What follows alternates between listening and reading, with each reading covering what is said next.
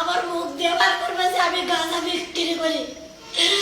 বড়ি দিয়ে সাথে দেওয়া বান্ধে ধসে আমার গাও। আমার বাড়ির দিকে ওরা নিষেধে আমার স্বামীর ধরবে, আমার ধরবে, পরিণামে যে এতদিন আমার সংসার আমাকে উঠাতে যা করে বড় করবে নিশা দিয়ে। এটা ভয়দের কাছে আমার কোন ডাক্তার কাছে যাবো, কার কাছে যাবো, বহু কথা বলতেছে বাবা। এবার চোখ টাকা টাকা পারছি না, আমার এমন অবস্থা।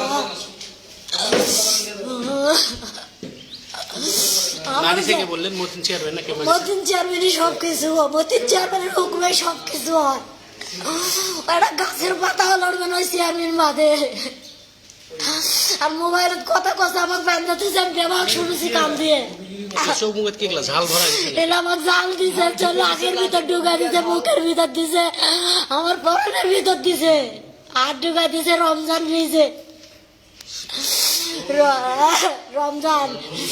আর আমার টাকা দিয়েছে, মোট টাকা তো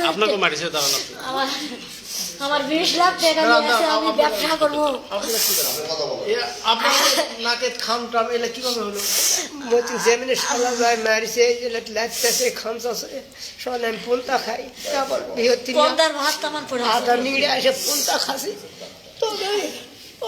তোর বক দিয়ে গাহলি ওই সুধীর ভাই কয়েকদিন আগে 2000 টাকার ওষুধ নিয়ে গেছি, বাবু খায় ওই অর্ধেক ওষুধ খাইছি। আর কিছুদিন আগে গাছ কাটার আসবাবপত্র সব ভাঙি চুরে নিয়ে গেছে, হাসিনা দিন চলে যায়, পরা দিনে সব গাছ কাটিছে। ভয় করে খুবই মানুষের জন্য, অনেক ভয় করে মানুষের জন্য। আল্লাহ, আমার জীবনে যে ক্ষতি করে কোনো মানুষের এই জীবনে কেউ কোনোদিন দেখিনি, টিভি তার দেখেছি, আর আমাকে বাস্তবাই করে, আমাকে বাস্তবাই এই গতি না।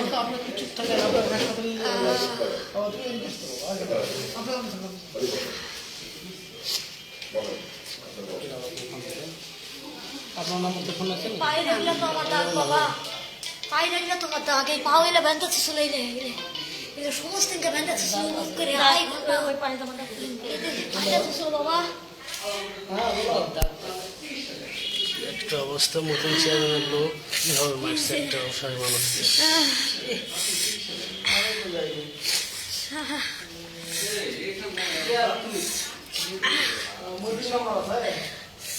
খুলে দাও, বোতাম খুলে দাও।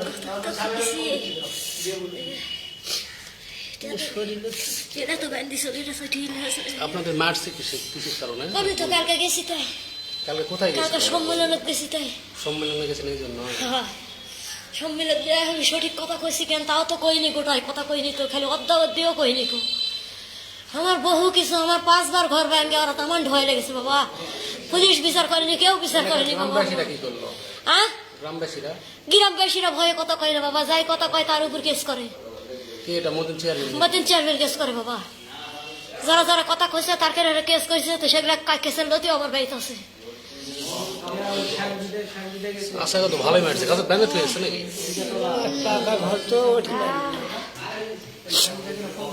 আগেও মারিছে, আগে মারিছে, গাছ কাটিছে, বহু মারিছে।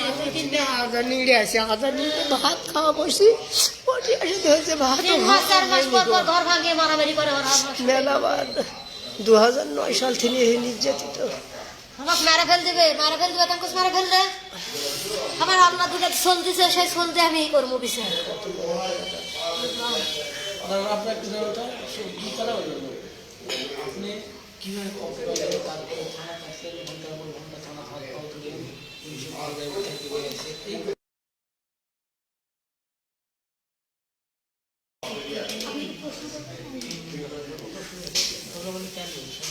উষ্ণ করলেন কিভাবে জানতে পারলেন আপনার মায়ের অবস্থা এবং যাই কি দেখলেন, তারপর উদ্ধার করলেন কিভাবে?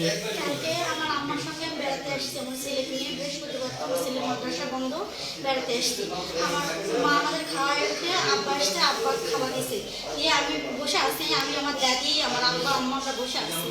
তখন ওরা এসে আমার আম্মা ধরেছে, হচ্ছে মানে খারাপ ভাষায় গালি দিচ্ছে। আমার আম্মা যে নাগের কাছে গেছিল, যাই সম্মেলন করে এসেছো, এসে বসে আসো, করছে।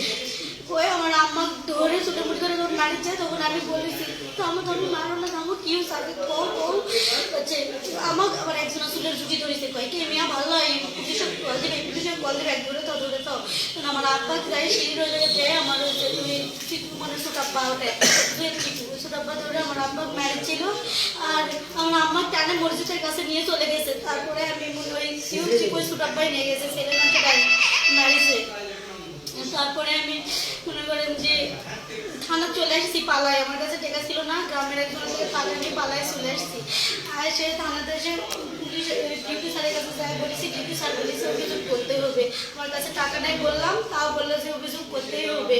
আর যাই দেখো অভিযোগের দোকান বন্ধ, অনেকবার ঘোরাঘুরি করেছি থানা আর এই অভিযোগের দোকান ঘুরতে ঘুরতে তখন আসছিল, এসে অভিযোগ করলাম। আর হচ্ছে মহিদুল স্যার নামে একটা স্যার আছে, ওই স্যারটা ভালো বলেছে যাবো দাঁড়ান পুলিশ আরো আসুক তারপর আমরা যাবো। আসার পরে আমি ডিউটি স্যারের পাওয়া যখন শুনেছি ফোন দিয়ে যে আমার আম্মা করে ছাড়ে নেই, আমি এখানে আসার কাছে ফোন নেই মানুষের থেকে নিয়ে ফোন দিয়েছি যে আমার আম্মার কি অবস্থা। তখন বলেছে যে আমার আম্মা করে পুরো শরীর উপনম্বর এবং সব জায়গায় জল লাগে দিচ্ছে। তখন আমি স্যারের পাও ধরেছি, স্যার আমার আম্মার কত কষ্ট হচ্ছে, আমার আম্মার কত কষ্ট হচ্ছে স্যার, প্লিজ স্যার আমার সঙ্গে যে আমার আম্মা উদ্ধার করার স্যার। তখন স্যারের কাছে আমাদের গ্রাম থেকে আমার মানে শ্বশুর বাড়ি যেখানে গোলাম নামের একটা লোক আছে, উনি চেয়ারম্যানের নতুন চেয়ারম্যানের লোক, ওই নাকি আসছিল, আসে নাকি আমার আম্মা গাঁজা পেয়েছে এরা বলেছে। তখন স্যার ফোন দিয়ে স্যার যখন বলেছে স্যার ওদের বকা দিছে যে কালকে মহিলা সম্মেলন করে আসছে আর আজকে নিশার ব্যবসা করে লাগলে দিয়েছেন, আপনার আগে কি কোনো অভিযোগ ছিল, এটা উল্টে আপনারই দায় পড়বে, এভাবে ওদের বকা দিল স্যার। দেওয়ার পরে তখন আমার বলেছিল ডিউটি স্যার আপনার আম্মা নাকি নেশার ব্যবসা করে গ্রাম থেকে ফোন দিচ্ছে। তখন আমি বলেছি স্যার আমার আম্মা নেশার ব্যবসা করে না, যদিও করে সেটা আপনাদের ফোন দিয়ে জানাবে, আপনারা যাই তদন্ত করে দেখবেন, বের করবেন, ওরা বের করার কে বা ওরা মারার কে। তখন স্যার বললো যে ঠিকই তো।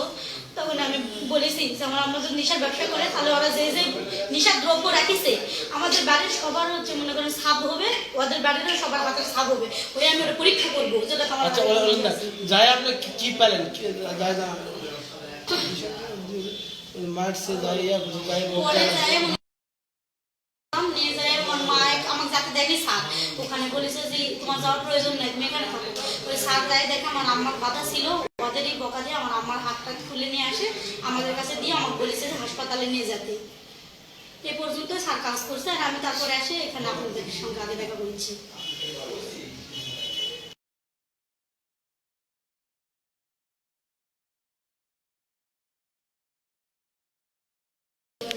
সাংবাদিক ছাড়া